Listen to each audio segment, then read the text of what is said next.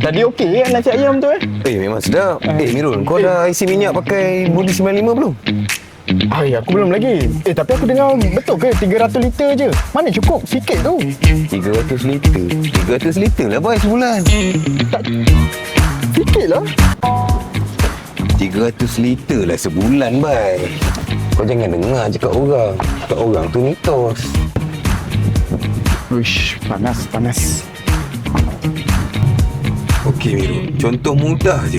300 liter sebulan. Kurata kereta biasa 1 liter boleh pergi lebih kurang 12 km. Jadi 300 liter kali dengan 12 km sama dengan 3,600 km sebulan. Itu bergantung kepada kapasiti enjin kereta dengan cara pemanduan kita. So 3,600 km sebulan jauh lah untuk kerja hari-hari. Serius lah? 3,600 km? Banyak tu. Okey, jap.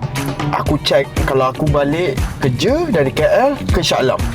Sekejap So, daripada KL ke Shah Alam, dia dalam sekitar 30 km. So, aku kerja dalam 22 hari sebulan.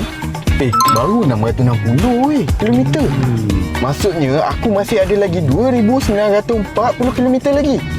Wow, banyak tu. Betul. Kau kira KL Shah Alam. Ini kau nak balik kampung, kau nak balik Kedah 400 km. Kau nak pergi Johor 400 km. Maknanya boleh. Pergi balik pun boleh. So, mitosnya Mirul, orang cakap 300 liter tu cepat habis.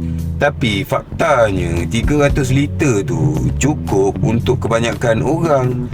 Malah dia boleh tahan sebulan bergantung pada jarak perjalanan kita dan cara penggunaan kita. Jadi betul lah orang kata kan, kalau anda kata kita pandai guna, memang banyak perkhidmatan lah kita boleh dapat kan sebenarnya. So guys, guna dengan bijak, jangan percaya mitos sembarangan. So, fakta jelas, Budi 95 membantu kita jimat sebenarnya.